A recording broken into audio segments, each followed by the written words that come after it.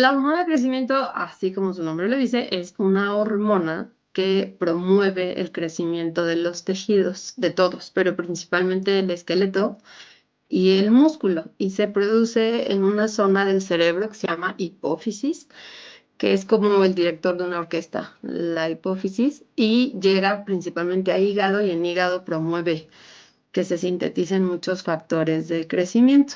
Todos producimos hormona de crecimiento, eso es lo normal. Se produce mucho más en la infancia, en la edad adulta sí hay producción, pero es mucho menor porque justamente su principal efecto, no es el único, es promover el crecimiento de los tejidos. Y la hormona de crecimiento de la que se dispone en el mercado como tratamiento es exactamente igual. Es algo súper importante de mencionar porque su composición es igualita. Se hace por recombinación genética, por eso suele ser un tratamiento costoso, porque es igualita a la hormona humana. Solo se hacen algunas modificaciones a la molécula para que podamos administrarla como se administra, pero es idéntica a la humana y promueve el crecimiento.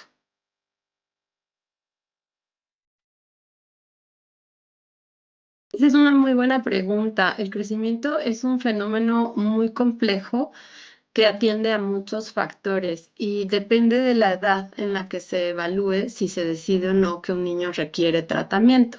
Sí hay criterios específicos porque la hormona de crecimiento tiene actualmente indicaciones que llamamos formales o absolutas, es decir, si un niño cumple con cierto diagnóstico por algunos criterios, sí es candidato a tratamiento. Por ejemplo, una de las causas más frecuentes, además de la obvia que es la deficiencia de hormona de crecimiento, los niños que nacieron muy chiquitos con algo que se llama restricción de crecimiento inútero o pequeño para edad gestacional, que a cierta edad no alcanzaron su potencial genético, son candidatos a tratamiento. Otras indicaciones son, por ejemplo, síndromes muy específicos como síndrome de Turner, síndrome de Prader-Willi y hay otras, niños con acidosis tubular renal. Esas son indicaciones que llamamos absolutas. Y tenemos otras indicaciones que llamamos relativas, que es eso, depende del niño, depende del escenario clínico, depende de su pronóstico y por supuesto del equipo tratante. En general, o sea, no todos los niños con talla baja van a requerir tratamiento con hormona de crecimiento. Algunas condiciones que cursan con talla baja es por enfermedad sistémica, el asma, por ejemplo, asma descontrolada, niños con hipotiroidismo tienen talla baja porque hay como un freno de mano que está limitando el potencial de crecimiento, pero que una vez que yo corrijo la causa, el niño va a hacer algo que se llama crecimiento de recuperación y esos niños no son candidatos a tratamiento, no porque les vaya a hacer daño la hormona nunca hace daño, pero realmente no la necesitan. La recomendación, obviamente, para el público general y para todos los papás es que siempre acudan con un especialista, con un endocrinólogo o una endocrinóloga beata certificada, vigente, para que sepa abordar de mejor manera, hacer un buen diagnóstico y ergo decidir el mejor tratamiento para el niño o la niña.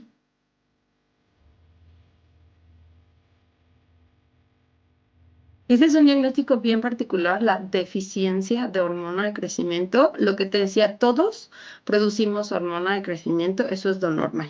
Y se produce en una zona del cerebro que se llama hipófisis, donde se producen otras hormonas, por ejemplo, las de la pubertad son muy importantes.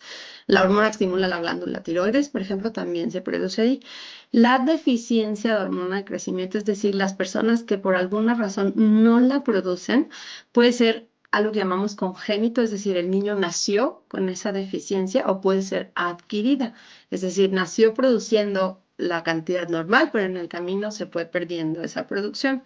La deficiencia congénita es un diagnóstico poco frecuente. De las indicaciones que tenemos actualmente para dar tratamiento con hormona de crecimiento fue la primera, por supuesto, la más fácil de sustituir, pero no es la más frecuente. De hecho, es la menos frecuente y tiene características bien particulares cuando es congénita. pero es mucho más frecuente formas adquiridas que pueden pasar desapercibidas porque son consecuencia de un traumatismo. Por ejemplo, un niño que se golpeó en la cabecita cuando estaba chiquito y a veces son golpes que pasamos como normales, como la típica caída de la cama o en el parque, en donde el niño no perdió el estado de alerta, pero recibió un traumatismo en la cabecita y un tiempo después empieza a detenerse la velocidad de crecimiento. Entonces, como un criterio general para poder evaluar un posible déficit es que siempre los papás pidan a sus médicos tratantes, a su pediatra, que vigilen la velocidad de crecimiento.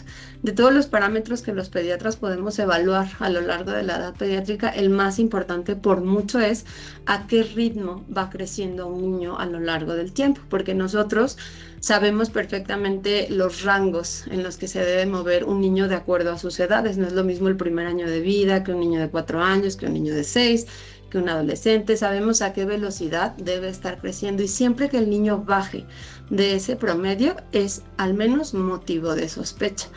Otro motivo como para pensar en que la causa es una posible deficiencia de hormona son hallazgos que podemos encontrar en la exploración física. Eso es algo ya un poquito más fino, pero los niños chiquitos, cuando detienen su velocidad de crecimiento desde edades muy tempranas y además tienen la frente como abombadita, vemos como una desproporción entre su cabecita y la carita como triangular, ese es un dato de sospecha también.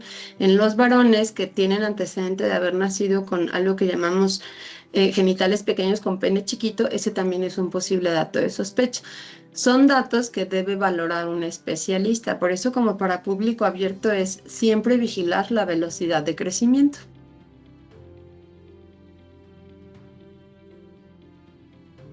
Depende de la causa. Hay muchas posibles indicaciones para dar tratamiento con hormona de crecimiento y eso depende de la causa, la edad de inicio. Por ejemplo, la deficiencia de hormona de crecimiento, en cuanto se hace el diagnóstico, se inicia tratamiento. Hay otras condiciones, una de las más frecuentes, lo mencionábamos, es la restricción del crecimiento dentro del útero o los niños que nacieron pequeños para edad gestacional o los prematuros. Todo ese saco de niños que nacieron chiquitos deben hacer algo que se llama crecimiento de recuperación. Es decir, el niño nació con cierto déficit y poco a poco debe ir alcanzando y meterse a su carril familiar. En general se considera el tercer y cuarto año de vida como el año en el que el niño ya debe estar en su carril familiar. Si un niño de estas características, pequeño para edad gestacional o prematuro o con restricción de crecimiento en útero, a esa edad no está en su carril, es candidato a tratamiento y entre más por esa indicación, ¿ok? Entre más temprano se inicie el tratamiento, mejor será la respuesta porque es más fácil remontar ese déficit, nos va a tomar menos tiempo, menos dosis y va a ser algo más sencillo que si nos esperamos hasta la pubertad. Pero hay otros casos que englobamos todos como en un saco que se llama talla baja idiopática. La talla baja idiopática puede ser todo un reto porque son niños sanos en los que descartamos enfermedad que llamamos sistémica, es decir, algo en el organismo que esté deteniendo el crecimiento. Y son niños sanos que por lo demás están bien, pero no crecen. Hacemos muchas pruebas de laboratorio y todo sale normal. Y después de un tiempo que vigilamos la velocidad de crecimiento, pues no repunta, ¿no? Siempre está por debajo de lo normal. Eso en general se llama talla baja idiopática. Esa es una indicación muy frecuente de hormona de crecimiento y ahí pues depende de la edad en la que estemos pescando al niño. En general, todos los tratamientos de hormona de crecimiento entre más temprano se inicien lejos del inicio de la pubertad, la respuesta será mejor, el pronóstico es mejor y se requiere menos dosis, porque dosificar a un adolescente es complicado porque la hormona de crecimiento la calculamos siempre por peso. Entonces no es lo mismo dosificar a un niño de 15 kilos, de 20, que a un adolescente de 45, 50 kilos.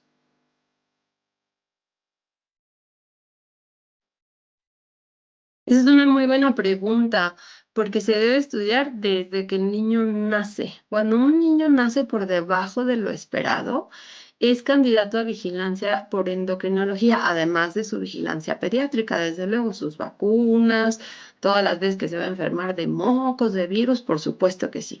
Pero siempre es deseable la vigilancia de un especialista.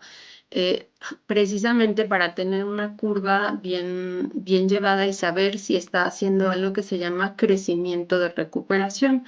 Independientemente de la causa por la que al final se decida dar tratamiento con hormona de crecimiento, en general se considera que un niño a la edad de 3 o 4 años debe estar en su carril familiar. Nunca comparamos la estatura de un niño con la población, ¿ok? Eso es nada más orientativo, pero no para hacer diagnósticos. Siempre debemos comparar la estatura de un niño y lo normal con su propio potencial genético. Para eso es muy importante tener la estatura de su mamá y tener la estatura de su papá. Y evaluamos algo que se llama talla blanco familiar. Y en ese carril debemos ir evaluando el crecimiento del niño a partir de los 3 años. Un niño que después de esa edad se aleja de su carril es candidato a estudio por endocrinología, sí, siempre. No es que haya una edad homogénea en la que dejamos de crecer, no. Por ejemplo, la gente tiene la idea de que las niñas una vez que llega su primera menstruación van a dejar de crecer y eso no es así. El crecimiento en las niñas después de la primera menstruación continúa por lo menos 2 años, pero cambia mucho la velocidad de crecimiento del estirón puberal que tienen las niñas antes de que ocurra ese evento que es normal, es fisiológico. No hay una edad límite para uno decir que ya no es candidato a un paciente, pero en general el crecimiento suele cesar aproximadamente alrededor de los 15 años de edad ósea. La edad ósea puede ser distinta a la edad cronológica. La edad cronológica es cuánto tiene un niño en años desde que nació. Pero la edad ósea o la maduración ósea es un parámetro distinto, es el grado de madurez y de desarrollo que va alcanzando el esqueleto. Y cuando un esqueletito, independientemente de la edad cronológica, se aproxima a una edad de 15 años, ahí es la edad en la que solemos suspender los tratamientos con hormona de crecimiento. En otras palabras, intentar un tratamiento con hormona de crecimiento con edades óseas cercanas a 15, 16 años es poco probable que nos ayude a modificar sustancialmente la estatura final de un niño. En términos generales, todos los tratamientos con hormona de crecimiento van a ser más efectivos cuanto antes se inicien lejanos de la pubertad.